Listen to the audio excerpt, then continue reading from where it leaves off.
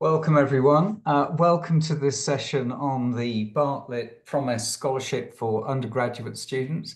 We're delighted you've taken some time to join us this afternoon. I will introduce my colleague Sarah Rolfe in a second, but just to say that we're very excited about this scholarship. We've been running it for a number of years, and as hopefully you're about to find out, it's a really fantastic scholarship. We've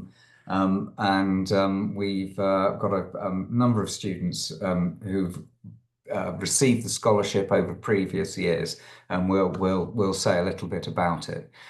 The way it's going to work is Sarah and I are going to go through a presentation, probably take us about 10 or 15 minutes, something like that.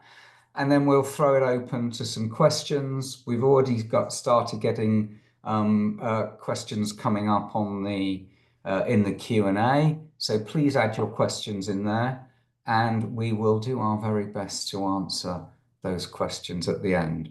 I think this is scheduled to take an hour. It probably won't take as long as that, but if needs be, that's the time we've got available to deal with all kinds of questions. So, okay, let's start with the Bartlett Promise Scholarship. Let me put on the next team. So, just to say who we are at the moment. So, I am Ian Borden. I am the Vice Dean Education for the Bartlett Faculty of the Built Environment at UCL. Other people in the Bartlett Promise teams are Sarah Shafi, who's our Vice Dean for Equality, Diversity and Inclusion, Kevin Coutinho, who is the Chair and Director of the Windsor Fellowship Board of Trustees, and we'll mention something about the Windsor Fellowship a little later because they're kind of involved a bit in this. And then definitely not least, my colleague Sarah Rolfe, who is the manager for the Bartlett Promise scheme. And she's going to explain some details of it in a few minutes. So welcome, Sarah, along with everybody else.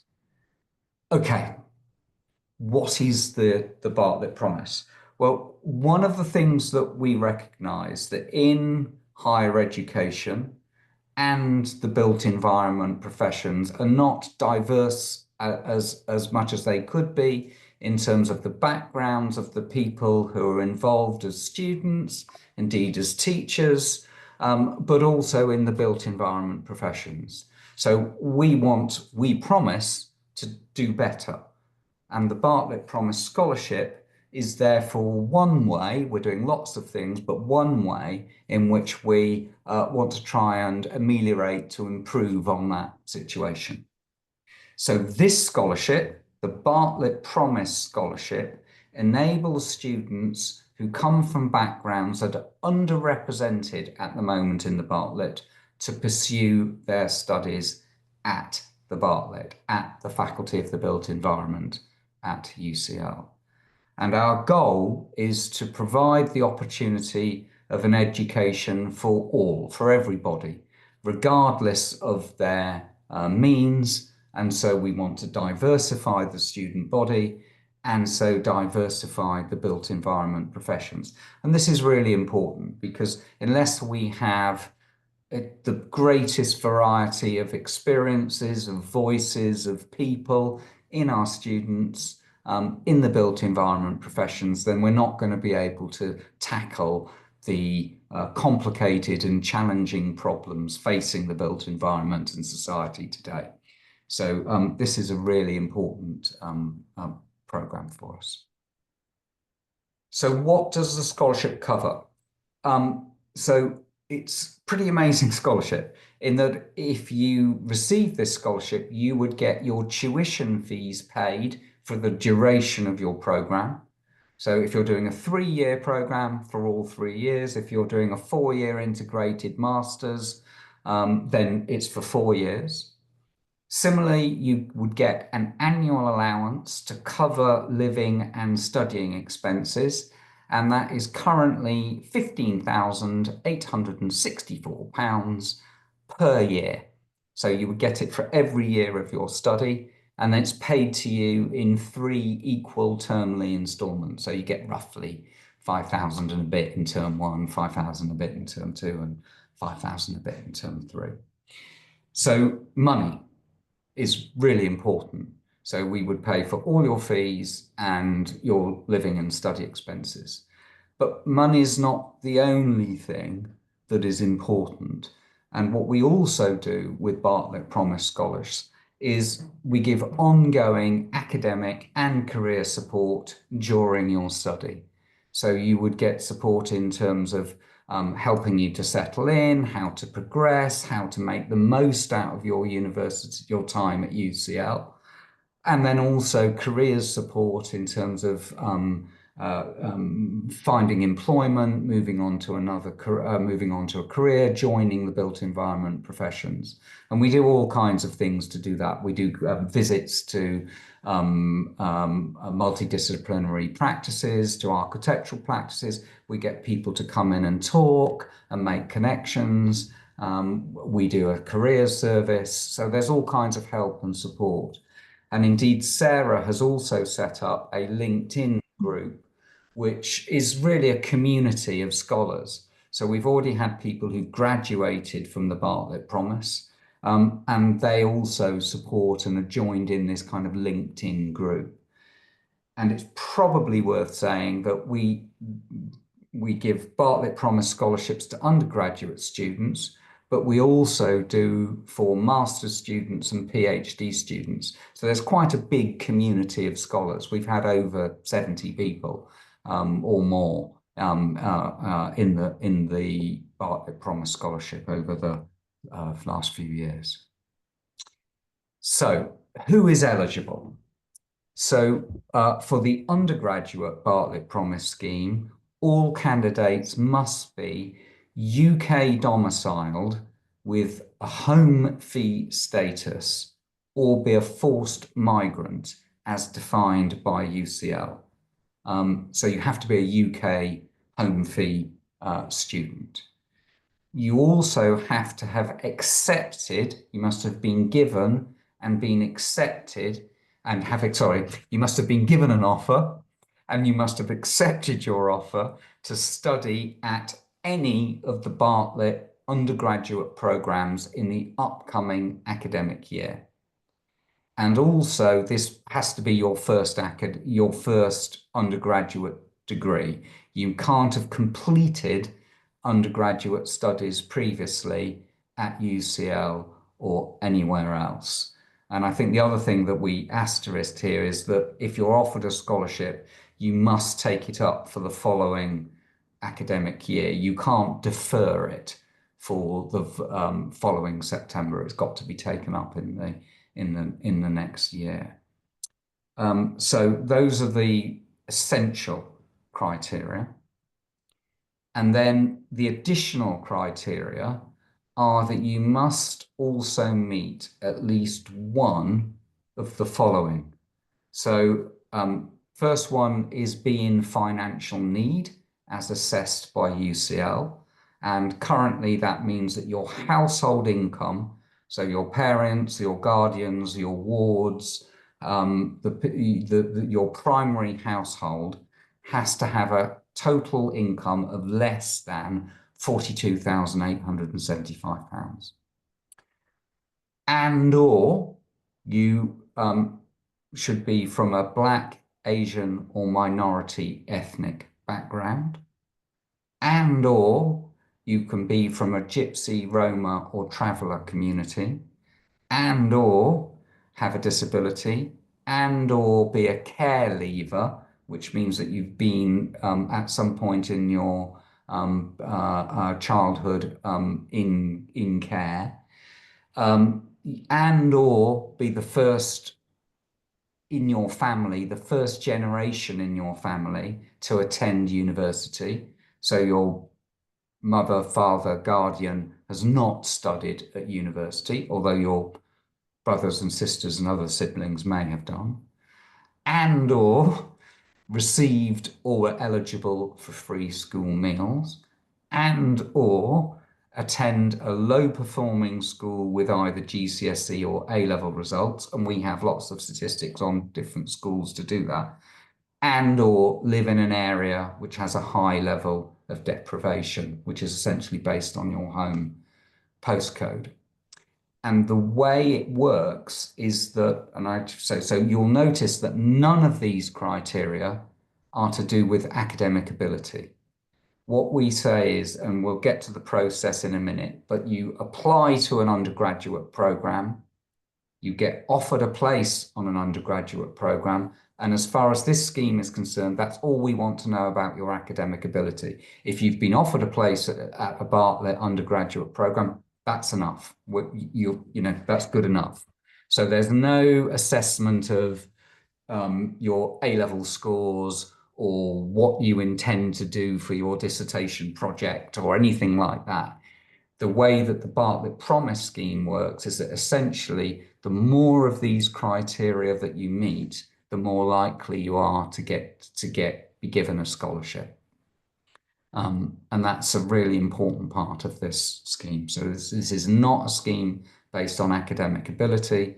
It's a scheme based on trying to increase students who come from underrepresented groups. So let me pass over to my colleague, Sarah, who's going to say something about the application process, which I've already said a little bit about, but Sarah will say some more. Sarah, over to you. Thank you, Ian. So, as Ian said, you need to accept an offer of a place on a Bartlett programme. So you will have already submitted an application through UCAS, and you need to get an offer and then accept that. Then you need to check your eligibility for the Bartlett Promise. All the points that Ian has just mentioned are available on our website. You can check the website for all the details, and you need to read the frequently asked questions carefully, because most of the questions that we with the detailed explanation.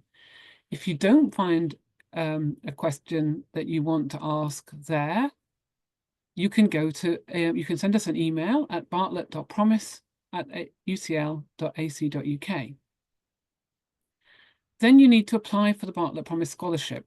The application form will be on our website, and it opens on the 6th of June 2025. So from that date, you can start applying. You must complete the application form by the 4th of July. We actually close it at 1:45 on the 4th of July, so you need to get the application in by that deadline.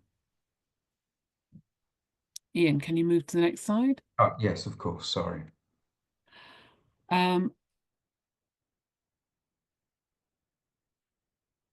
So, once candidates, the shortlisted candidates will be asked to send in their offer of admission letter by the 4th of July. You could have two types of offer letter. You could have a conditional offer letter, which means that your offer is conditional on you getting certain A-level grades or meeting other requirements. Or you can have an unconditional offer, which means you've already met your O-level requirements or A-level requirements. You've met all the requirements that you need to, and your offer is unconditional. So we'll check those letters when you send them in by the 4th of July. Next slide, Ian. Do you want to say something about the Windsor Fellowship, Sarah, or did you already say I think it comes. It's coming. Okay. Okay, next slide. Yeah, here we go. You spoiled the surprise now. Sorry. So, for some people with conditional offer letters, we need to wait to find out whether they've got their grades or not till the A-level results. So when we've got all the people who have now unconditional offer letters, we will send the list of people we have shortlisted to the Windsor Fellowship. This is an organisation which helps us by doing dialogues with the people that we've shortlisted. This is not an interview, it's not a grilling, it's a conversation with an independent and external representative who will talk to you about your application, and you will get an opportunity to say anything you would like to about your application and anything that might support your application. Again, as Ian said, it's not about your academic ability, so you won't be asked anything about that, but you can tell us what your family situation is and things of that nature that will help us to understand why you need the scholarship. So these dialogues are held after the A-level results come out between about the 20th of August and the 3rd of September. We then use that information to make the decision about who will be allocated the scholarships. And we will look at your the eligibility criteria, and we'll look at your application form and the dialogue that you've had, and we make a decision using all those factors to decide who will be allocated the scholarships. We make that decision by the 15th of September, so you'll get an email around that date to tell you whether you've been successful or not. Next slide. So just to reiterate, the application form opens on the 6th of June, and you can find it on our website. You must complete it by the 4th of July. And then after that time, we'll check the offer letters with you, make sure you've got an offer letter, and then we will shortlist and invite the shortlisted people to a dialogue with the Windsor Fellowship. And the successful applicants will be notified by the 15th of September. So over that period, please check your emails carefully, and especially your spam folder. The emails will come from bartlett.promise@ucl.ac.uk. You are responsible for responding to emails. If we've sent you an email requesting a piece of information and you don't come back to us by the deadline, you may be disqualified. So please get in touch. Please respond to any requests that we make of you. Otherwise, you could miss the opportunity of a lifetime. Ian, next slide. Okay. Actually, that's it. That's it. So we're on to Q&A. We've got some questions queued up, but just before, maybe while people are thinking of questions, it is a fantastic scholarship. I mean, this is a full financial and kind of social support for the whole period when you're doing your degree.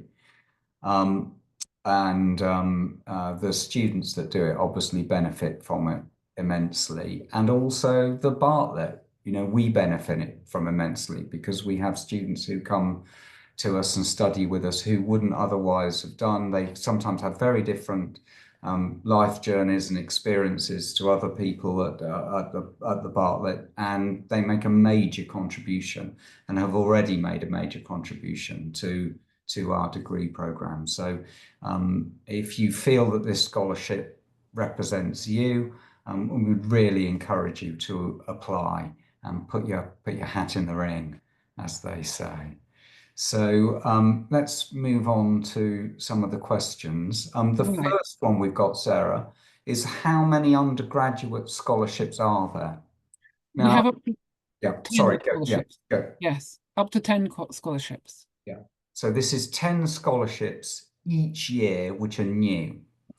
So that's 10 new, up to 10 new first year scholarships every year.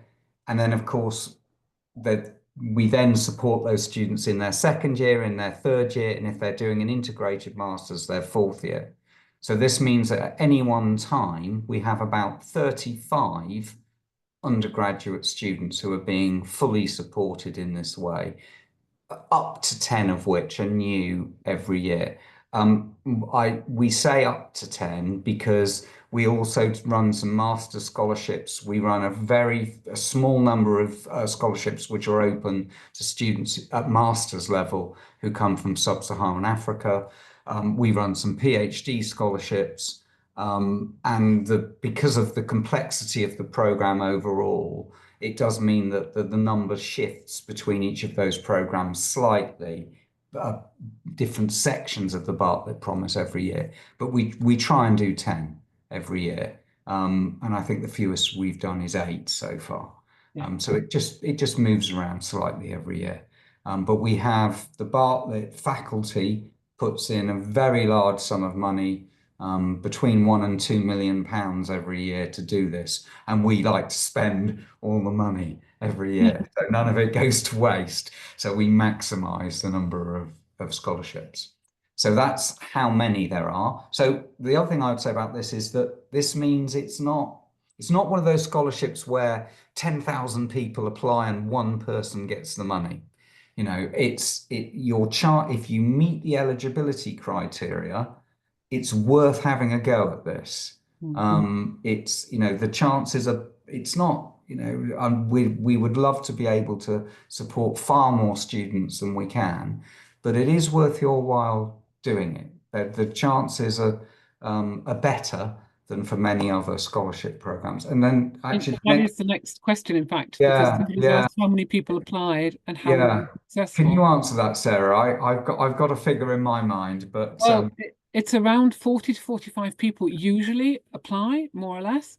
And as we've just said, between 8 to 10 who are successful. yeah. So, your chances are, if you're eligible, and then your chances are potentially 1 in 4, which is it's still unfortunately only 1 in 4, but it's a lot better than the. I do know some PhD scholarships that are literally of kind of 1 in 1,000. So this is a lot more likely than some of the others. So yeah, if you meet the criteria, it's worth doing. We try and keep the initial application form is, it'll take you it's not the work of 30 seconds to fill it in, but it won't take you 2 days or anything like that to do. We try and keep the barrier to filling in the entry form and the information as low as possible. Hmm. It's The next question is, if you meet the family income criteria, is that sufficient? The answer to that is yes. When you do a dialogue, you'll get the opportunity to talk more about your family background and your circumstances, and that may help with your ranking in the decision making. yeah. Yeah. So let's go down the questions. Next one, is there a recording of yesterday's open day? Unfortunately, I don't know the answer to that. Do you know, Sarah? All the open days are being recorded, so there will be, I guess, but it takes a week or so for the recordings to be uploaded to the website. So I would imagine so, yes, but probably not for a week. Yeah, yeah. Next question is about courses in general rather than the Bartlett Promise Scholarship. But it says, what courses are there for integrated masters, in particular real estate and urban planning, which are accredited by RICS and the RTPI? Now, the Bartlett School of Planning doesn't do any undergraduate integrated masters, but there are integrated masters in architecture, the MSci architecture and the MEng in engineering and architectural design.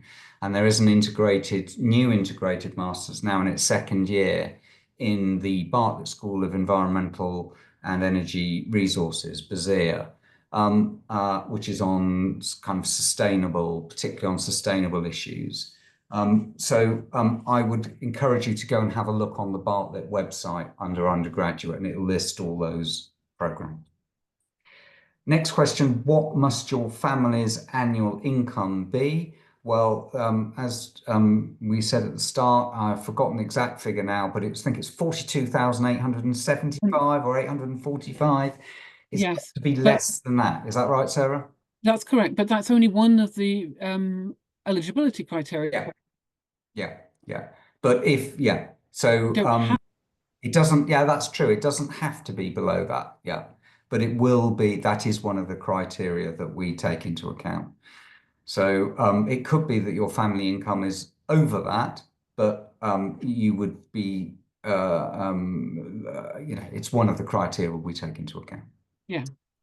Um, Next question, for students not receiving the scholarship, will academic and career support be given by the Bartlett School of Architecture? The answer is yes, absolutely, yes. There's a whole package of support, academic support, success support, careers support that is given. And indeed, some of the things that we do for the Bartlett Promise Scholars, we also open out to other members of the faculty as well. So we've had, for example, people come in from senior partners from the interdisciplinary firm Foster's, who are well known for architecture, but actually do lots of other things. And we've opened that out to other students as well. But yeah, there's a whole lot of support which takes place for the Bartlett Promise Scholars and others as well. Where are we? Other question. Does UCL not like it if you apply to more than one course? However, if they're in the same faculty and under the same subject, um, I don't think it's a question of liking it or not. That there are rules with UCAS about how many programs you can apply to. So as long as you follow the UCAS rules, that's absolutely fine. How do you apply for the Bartlett Promise? Well, Sarah did cover that earlier in the presentation. Have a look on our Bartlett website. Just search for, if you don't know the web address, just search for Bartlett Promise UCL. It'll pop up.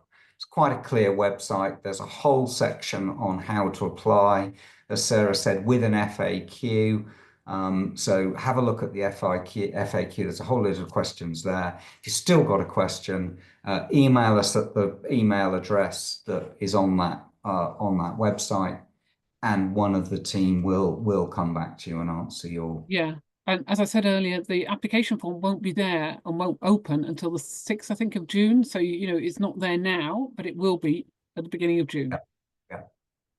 Next question, are there any international scholarships? The Bartlett Promise scheme is primarily directed at UK and forced migrant students. We do have a small section at the master's level, which is open to students who come from sub-Saharan Africa. So, but not at undergraduate level, unfortunately. We would like to be able to do that. And maybe in future years, we'll be able to open out the scheme more. But unfortunately, at the moment, we don't have the funds to do international scholarships at undergraduate level. Next question is, are these application dates only for September 2025 entrants? So the answer to that is yes, because you can't defer your offer. But if you of a Bartlett Promise Award. But if you are applying and you want to take a gap year and have a deferred entry, the way to do it is to apply to the Bartlett this year, get your offer and defer it for your degree place, and then apply for the Bartlett Promise at this time next year, if that makes sense. And the dates will be very similar for next year. They won't be exactly the same because the calendar changes. But yeah, you can sometimes defer your undergraduate offer, but you can't defer your Bartlett Promise scholarship offer.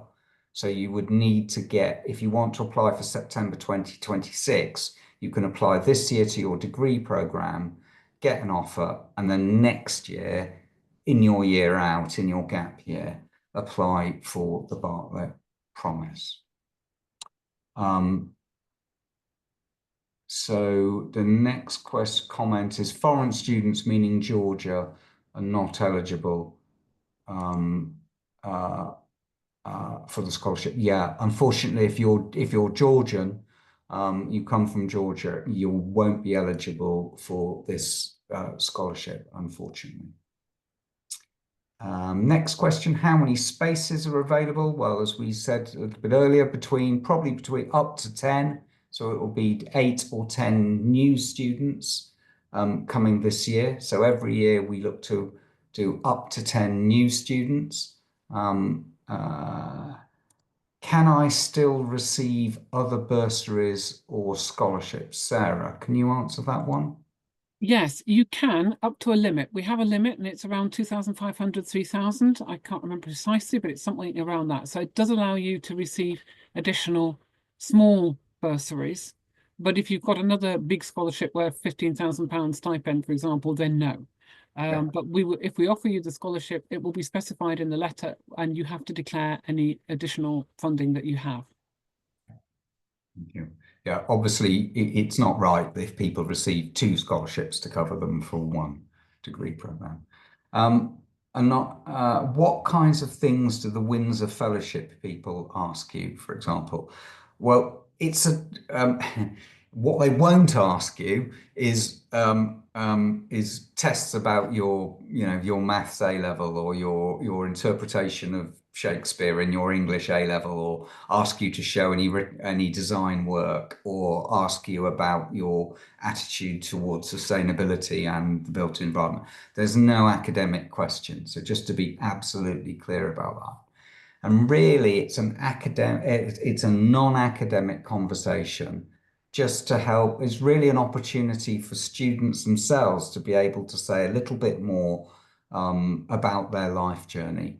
What we found when we started the scheme was that some applicants said, yeah, the form's great, but I couldn't really explain quite how my disability affected my ability to study, or I couldn't quite explain my time in a care situation, or something else to do with their journey as a refugee, or whatever it might be, or how their school was difficult for made it perhaps not ideal as place for them to do their A levels. So really, it's just an opportunity to say a little bit more, yeah, and it's not in any way a test of you. It's a conversation about your life journey. Um,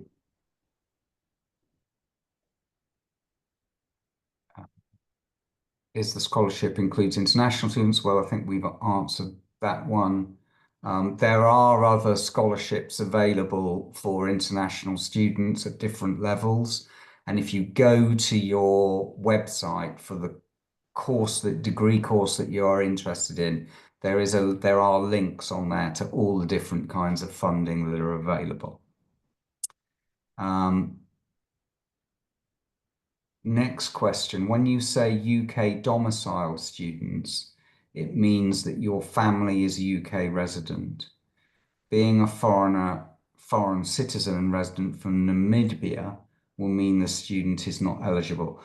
It's difficult to tell from the information you've given there, and we appreciate that sometimes it's not absolutely clear how long you've been in the UK, whether you have a British passport, etc., etc.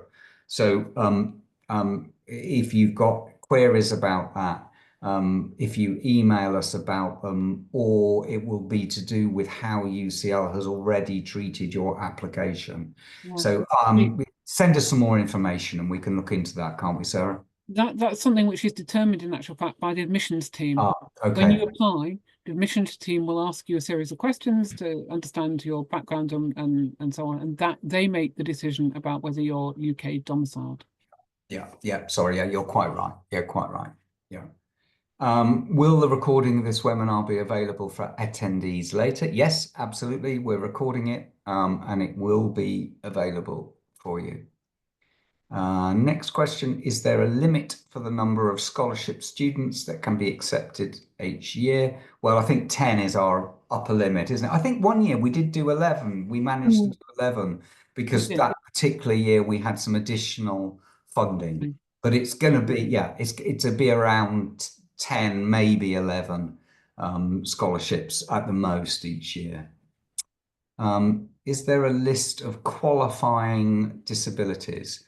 No, we don't prescribe that, but if you say yes, that you have a disability, it would be useful, obviously useful, if you can provide a bit more information about what that disability is. But we don't have a strict list, do we, Sarah, of what? There is actually a list, Oh, and then there's another it's box. it's under the other, isn't it? Yeah. There is a list, which you'll see on the application form. Yeah. Yeah. Next question, what is the difference between an architecture degree and a design degree? I'm not going to answer that in detail here because that's really to do with, it's not to do with the scholarship. But if you have a look on the description of each of our undergraduate programs on the website, you'll see to what degree they include a design component or not. So that will, I think, help with that. Similarly, there's a question around the different courses and degrees of architecture, whether they're 3, 4, or 7 years long. Well, our undergraduate degrees are either on 3 years or 4 years, depending on whether they're a normal bachelor's or an integrated master's.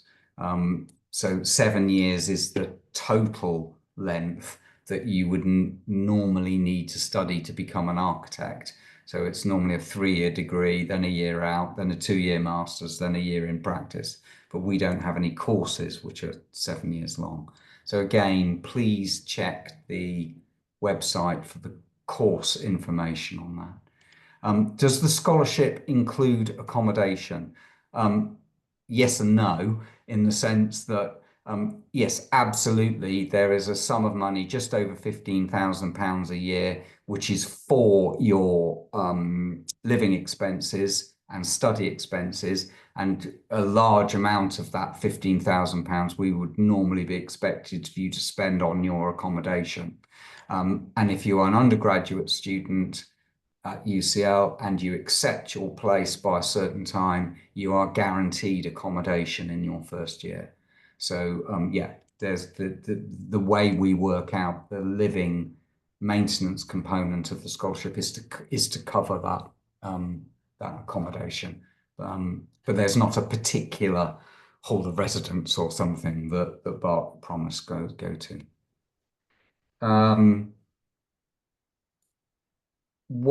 Next question is, what if we don't receive our predicted grades until late June?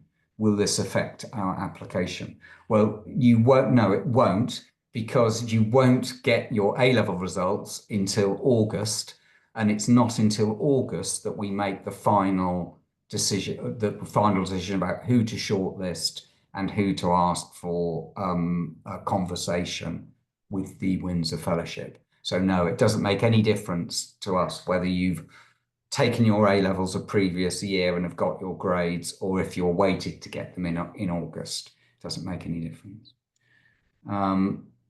Does the Bartlett Promise include the year 2 UPD event, year abroad?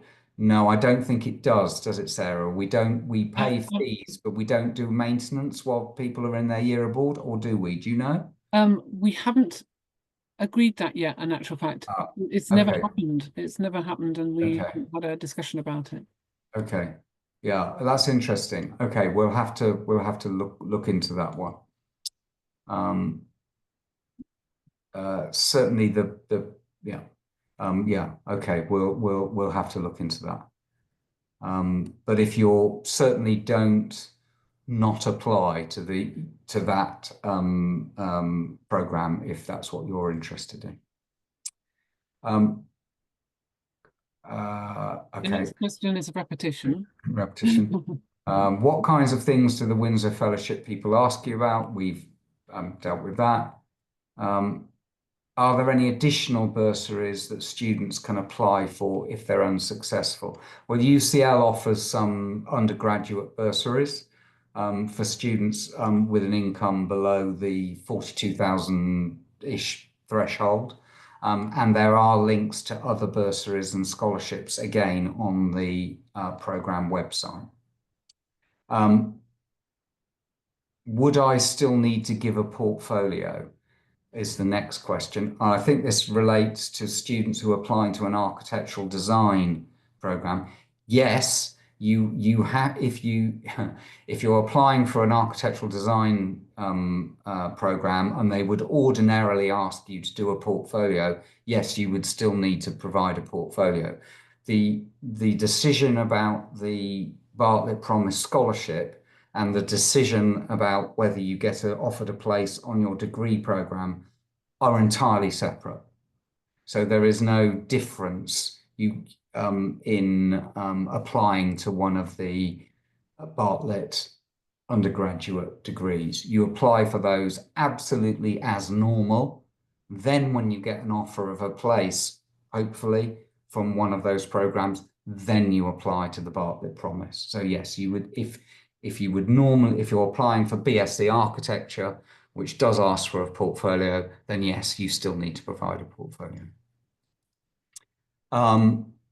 Does the planning faculty say that you must take maths A-level to study urban planning and real estate? I'm sorry, I don't have the detailed knowledge of that one, but if you look on the Bartlett website, it will tell you what the A-level requirements are for the UPRE BSc. Again, the same thing around question on does UCL lower your grades if you do an EPQ qualification and gain a A star or A in that? You'll need to look on the program application page for that. Is the reduced 5-year course going to apply? Okay, this is a yeah, I think I know what this is about. This is the ARB, which is so the question is the reduced 5-year course going to be applied to the 2027 intake and not the 7-year one? This is the way the ARB, which is the Architecture Registration Board, accredits architecture courses and allows people into the architecture profession. That is changing in 2 years' time. That I can't answer that in relation to this Bartlett Promise Scholarship. You need to again look at our degree program and at the ARB website to get more information about that.